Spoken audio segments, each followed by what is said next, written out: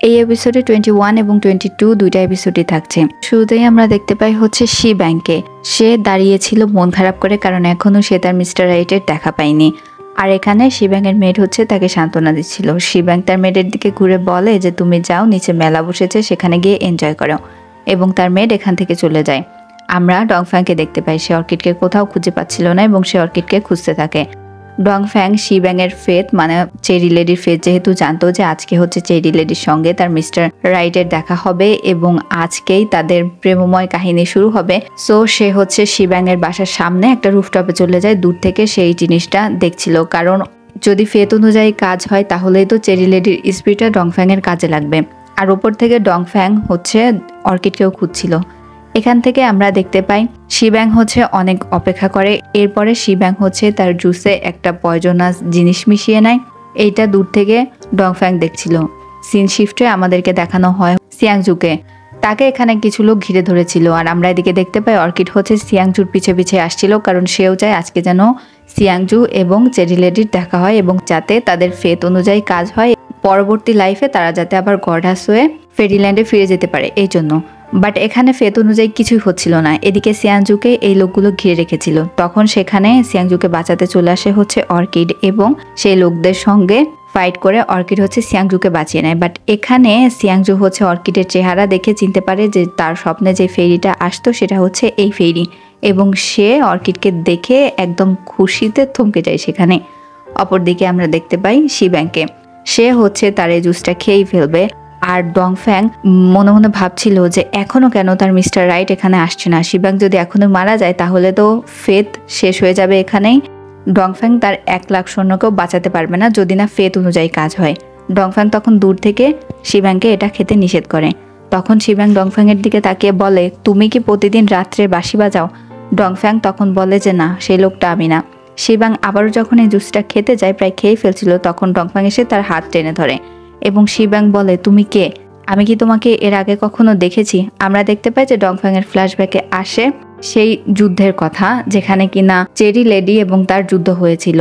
ডংফ্যাং তার দিকে তাকিয়ে বলে যে না, আমরা একে অপরকে এর আগে কখনো দেখিনি, আর তুমি এই কাজটা করো না। এই কথা বলে চেরি লেডির হাত থেকে সেই কাপটা নেয় এবং চেরি লেডিকে ঘুম পাড়িয়ে দিয়ে এখান থেকে চলে যায়। এবং সে বলে যে এখনো কেন চেরি লেডির মিস্টার রাইট এখানে আসলো না। সে মনে মনে ভাবে সে চলে যাওয়ার পরে হয়তো মিস্টার রাইট এখানে আসবে এবং চেরি লেডির ফেতটা এখানে পূর্ণ হবে। অপরদিকে আমাদেরকে দেখানো হয় হচ্ছে অর্কিডকে, যেখানে অর্কিডকে দেখে সিয়াংজু বলে, তুমি সেই ফেরি, আমি তোমাকে চিনতে পেরেছি, তুমি আমার স্বপ্নে আসতে, আমি তোমাকে অনেক বেশি পছন্দ করি আর তোমাকে অনেক বেশি কথা বলার আছে। আর অর্কিড এখানে বুঝতে পেরে যায় যে এটা হচ্ছে সিয়াংজুর রিবার্থ। অর্কিড এখানে তার পরিচয় দেয় না এবং সে তার মুখটাকে ঢাকার চেষ্টা করে, বাট সিয়াংজু তো তার কথা শুনে না। এক পর্যায়ে অর্কিড দৌড়াতে থাকে। অর্কিড দৌড়ে যাচ্ছিল, বাট এখানে আমরা দেখতে পাই সিয়াংজু হচ্ছে চেরি লেডির সেই বাসাতে ঢুকে না, সে অর্কিডের পেছনেই দৌড়াতে থাকে। অর্কিড এক পর্যায়ে লুকিয়ে পড়ে এবং সে বলে, ফেত অনুযায়ী তো কিছুই হচ্ছে না, এখন কি হবে? তখন সেখানে অর্কিডের কাছে ডংফ্যাং চলে আসে এবং বলে, তুমি এখানে লুকিয়ে সিয়াংজুয়ের সঙ্গে দেখা করতে আসছিল? অর্কিড বলে যে না, এরকম কিছুই না, আমার না মনে হচ্ছে কোথাও একটা গরমিল আছে। এখানে অর্কিড আবার একটু মিথ্যা কথা বলে। আমরা এদিকে দেখতে পাই হচ্ছে সিয়াংজুকে, যে কিনা তার বাসাতে ফিরে যায়। এখানে ডাইলিয়ান তার জন্য পানি নিয়ে আসে। তখন সে ডাইলিয়ানকে বলে যে আমি আমার স্বপ্নে দেখা সেই ড্রিম ফেরিটাকে আজকে সামনাসামনি দেখেছি আর সে সত্যি আছে। তখন ডাইলিয়ান বলে হয়তো আবারও সে দিবা স্বপ্ন দেখছে। তখন সিয়াংজু বলে যে না, এরকম কিছুই না। এই কথা বলে সে তখন অর্কিডের একটা ছবি তার খাতাতে আঁকে। আর আমরা এদিকে দেখতে পাই ডংফ্যাং, যে কিনা সিয়াংজু এর সেই প্যালেসে চলে আসে। এবার এখানে ডংফ্যাং মনে করছিল যে এটা মেবি সত্যি সিয়াংজু এখানে মানুষের রূপ ধরে আসছে, বাট এখানে যখন সে আসে তখন প্রথমেই তার সঙ্গে দেখা হয় হচ্ছে ডাইলিয়ানের। তখন সে ডাইলিয়ানকে দেখে বলে যে ফেরি ডাইলিয়ান। ডাইলিয়ান বলে যে হ্যাঁ, আমি আবার ফেরি কবে থেকে হলাম? এই কথা বলে সে চোর চোর বলে চেঁচাতে থাকে। আর তখন ডংফ্যাং তাকে এক চুটকিতে ঘুম পাড়িয়ে দেয়। অপরদিকে সিয়াংজু এখানে আসে এবং বলে, তুমি কে? তুমি কি চোর? কথা বলে যখন সে মারতে যায় ডংফ্যাংকে, তখন ডংফ্যাং তার দিকে তাকায় এবং তাকেও ঘুম পাড়িয়ে দেয়। এখান থেকে ডংফ্যাং বুঝতে পারে যে এটা হচ্ছে সিয়াংজুর রিবার্থ। আমরা দেখতে পাই ডংফ্যাং এরপরে সিয়াংজুর স্মৃতি থেকে কিছু মোমেন্ট চুরি করে নেয়, যেটা কিনা সিয়াংজু হচ্ছে অর্কিডের সঙ্গে কাটিয়েছিল। এবং এই মেমোরিটা দেখে সে বুঝতে পারে যে অর্কিড এবং সিয়াংজু এর দেখা হয়েছে এবং অর্কিড কিভাবে সিয়াংজুকে বাঁচিয়েছে, এইসব জিনিস। এটা দেখে ডংফ্যাং অনেক বেশি রাগ হয় এবং ডংফ্যাং সিয়াংজু এর স্মৃতি থেকে এই মোমেন্টটাকে কেটে দেয়। আমরা দেখতে পাই ডংফ্যাং যখন বাসায় ফিরে তখন সে অনেক বেশি রাগি রাগি একটা মুড নিয়েছিল। এবং এখানে তাদের আবার সেই কথাটাই উঠে যে শি ব্যাং এবং সিয়াংজু এর ফেতের ব্যাপারে। তাদের ফেত অনুযায়ী তো কোনো কিছুই হলো না। জেলি বলে যে ফেত অনুযায়ী যদি কোনো কিছু না হয় তাহলে তো তারা আর কোনো দিন তাদের আগের গডাস রূপে ফিরতে পারবে না, এবং ফেত অনুযায়ী কাজ না হলে তাদের স্পিরিট এমনিতেই ভ্যানিশ হয়ে যাবে। এখান থেকে সিন কাট হয়ে যায়। আমরা দেখতে পাই যে শিব্যাংয়ের ঘুম ভাঙে এবং তার আবারও ডংফ্যাংয়ের কথা মনে হতে থাকে এবং তার মনে হয় যে ডংফ্যাংয়ে হচ্ছে তার মিস্টার রাইট। এরপরে আমরা দেখতে পাই সিয়াংজু এবং টাইল্যানের যখন ঘুম ভাঙে তারা তাড়াহুড়ো করতে থাকে স্কুলে যাওয়ার জন্য।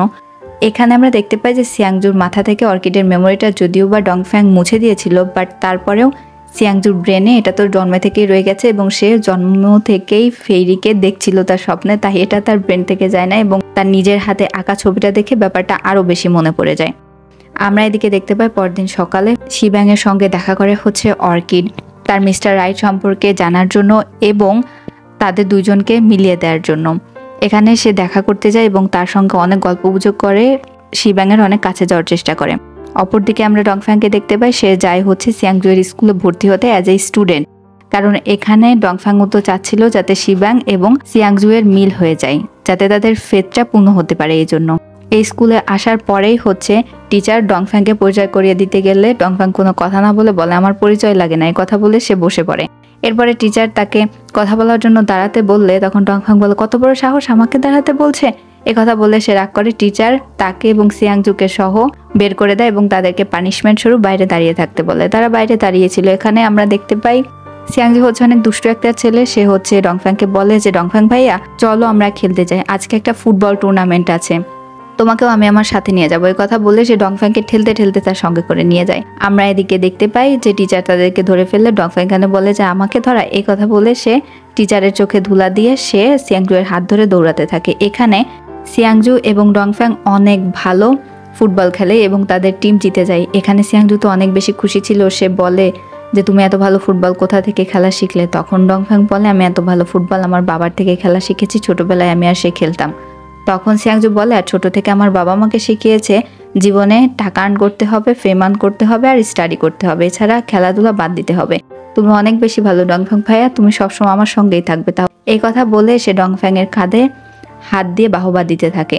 আর এদিকে আমরা অর্কিডকে দেখতে পাই। অর্কিড আগের দিন রাত্রে ডংফ্যাংকে বুঝেছিল সিয়াংজু যেহেতু হিউম্যান এখন, তো তার সঙ্গে ভালোভাবে কথা বলতে এবং তার সঙ্গে হেসে কথা বলতে, আর ডংফ্যাংকে সে হাসির প্র্যাকটিস করায়। এখানে আমরা দেখতে পাই যে ডংফ্যাং এর হাতে একটু কেটে গিয়েছিল, এজন্য সিয়াংজু বলে যে ডংফ্যাং ভাইয়া তোমার হাত থেকে তো রক্ত বেরোচ্ছে, এই কথা বলে সে ডংফ্যাং এর হাতে মেডিসিন লাগিয়ে দিতে থাকে।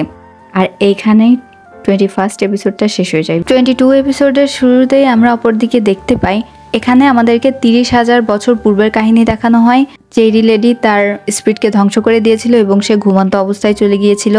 এখানে রংহাওয়ের মাস্টার চলে যাওয়াতে রংহাও অনেক বেশি দুঃখী ছিল এবং সে তার জীবনকে শেষ করে দিতে যাচ্ছিল। তখন হচ্ছে এই ইভিল স্পিরিটের এন্ট্রি হয় এবং সে হচ্ছে রংহাওকে বলে যে তোমার মাস্টারকে বাঁচানোর একটা রাস্তায় আছে, সেটা হচ্ছে শিল্যান হোলিক্ল্যানের প্রিন্সেস। তুমি যদি সেই প্রিন্সেসকে আনতে পারো তাহলে তার জীবনের বিনিময়ে, মানে তার স্পিরিটের বিনিময়ে তুমি তোমার মাস্টারকে বাঁচিয়ে নিতে পারো, কিন্তু এটা হচ্ছে তোমাদের লয়ের বিরুদ্ধে। তখন এখানে রংহাও বলেছিল যে মাস্টারের জন্য আমি যা ইচ্ছা তাই করতে পারি। এই কথা বলে সে তখন চলে গিয়েছিল হচ্ছে শিল্যান হোলিক্ল্যানে এবং এখানে গিয়ে শিল্যান হোলিক্ল্যানের প্রায় সকলকেই সে মেরে দিয়েছিল। এটাই হচ্ছে সেই পাওয়ারফুল একটা ক্ল্যান, যে ক্ল্যান কিনা সব ক্ল্যান থেকে শক্তিশালী ছিল। রংহাও একাই সকলকে মেরে দিয়েছিল শুধুমাত্র এই প্রিন্সেসের জন্য। এরপরে শুধুমাত্র বেঁচে ছিল রাজা, রানী এবং এই প্রিন্সেস। রাজা রানী কিছুতেই তাদের মেয়েকে দেবে না। রংহাও বলছিল যে তোমার মেয়েকে আমাকে দিয়ে দাও, তোমার মেয়ের লাগবে আমার মাস্টারের জীবন বাঁচানোর জন্য। রাজা রানী কিছুতেই রাজি হয় না। রংহাও যখন জোরপূর্বক তাদের মেয়েকে ছিনিয়ে নিতে যায় তখন মা এবং বাবা দুইজন মিলে তাদের পুরো শক্তি তাদের মেয়ের ভিতরে দিতে থাকে এবং তারা তাদের মেয়েকে দোয়া করে তুমি একমাত্র পাওয়ারফুল পার্সন হবে যে কিনা এই ওয়ার্ল্ডকে রক্ষা করতে পারবে ধ্বংসের হাত থেকে, এবং তোমার ভিতরে আমরা সেই পাওয়ারটা দিয়ে দিচ্ছি, কিন্তু এর জন্য তোমাকে অনেক বেশি সাফার করতে হবে। প্রথমত তুমি তোমার ফার্স্ট লাইফে যতদিন না তুমি তোমার নিজের অস্তিত্বকে বুঝতে পারছো, বহিঃপ্রকাশ করতে পারছো, ততদিন তুমি একটা দুর্বল ফেরি হিসাবে থাকবে এবং তোমাকে এর জন্য অনেক বেশি সাফার করতে হবে। বাট যখন তুমি তোমার আসল রূপে আসতে পারবে, তোমার আইডেন্টিটি চিনতে পারবে, তখন তোমার স্মৃতি এবং তুমি তোমার সকল কিছুই ফিরে পাবে। এমনকি যদি আমাদের ক্লানের কোনো পার্সনও তোমাকে দেখে সামনাসামনি, তাহলেও তোমার আইডেন্টিটি তুমি না চেনা পর্যন্ত তারা তোমাকে চিনবে না কারণ এতে তোমার ভালোই নিহিত আছে, যাতে কেউ তোমার ক্ষতি করতে না পারে।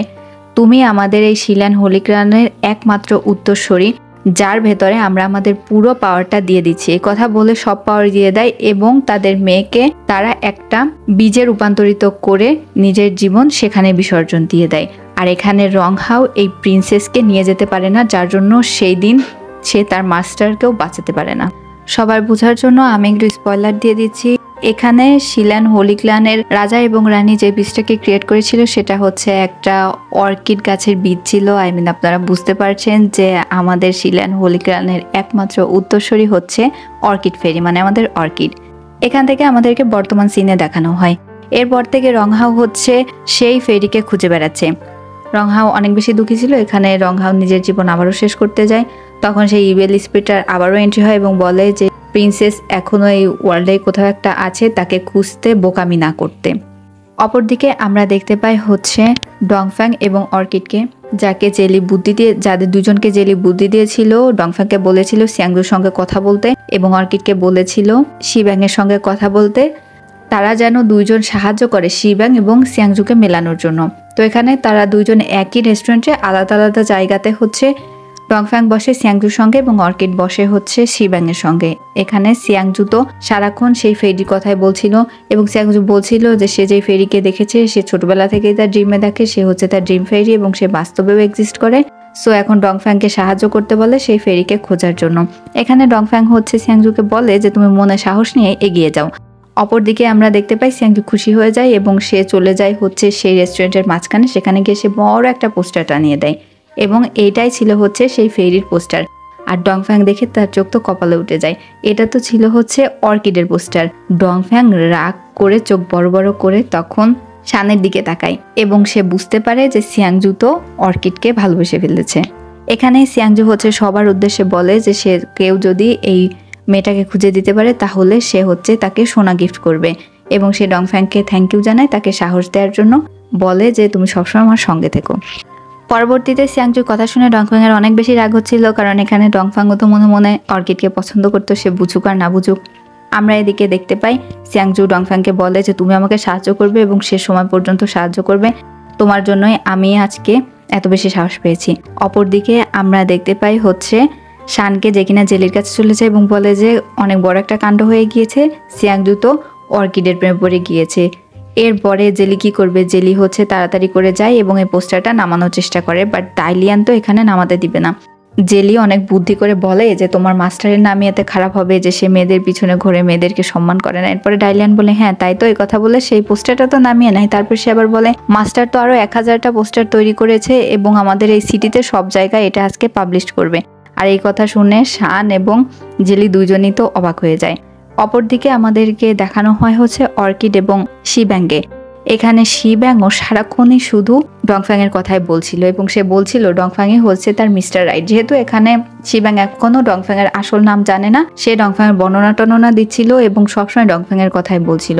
অর্কিডের এই কথা শুনে অনেক বেশি রাগ হয়, কারণ অর্কিডও তো মনে মনে ডংফ্যাংকে পছন্দ করে। তারপরে আমরা দেখতে পাই একটু পরে সিয়াংজু এবং শিব্যাংয়ের চোখে ফাঁকি দিয়ে ডংফ্যাং ও অর্কিড একে অপরের সঙ্গে দেখা করে। এখানে ডংফ্যাং অর্কিডকে জিজ্ঞাসা করে তুমি কি করেছো, সিয়াংজুর সঙ্গে কি তুমি আবার দেখা করেছিলে?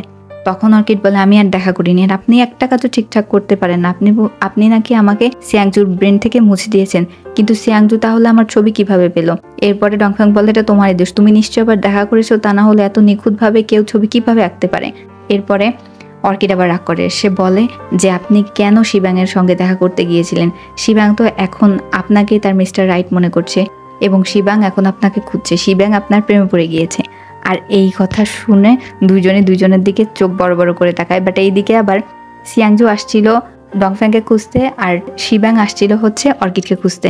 ডংফ্যাং এবং অর্কিড দুইজনই তাড়াতাড়ি করে লুকাতে যায়, বাট দুইজনই একটা বাক্সের ভেতরে গিয়ে লুকায়। অর্কিড যাতে কথা না বলতে পারে এই জন্য ডংফ্যাং হচ্ছে তার মুখ চেপে ধরেছিল এবং বলে তোমাকেই এখানেই লুকাতে হলো।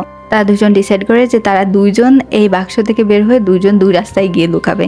আমরা এদিকে দেখতে পাই অর্কিড এখান থেকে বের হয়ে লুকাতে গিয়ে দেখে সামনে অনেক বেশি খাবার রাখা, তাদের টেবিলেই খাবারগুলো ছিল।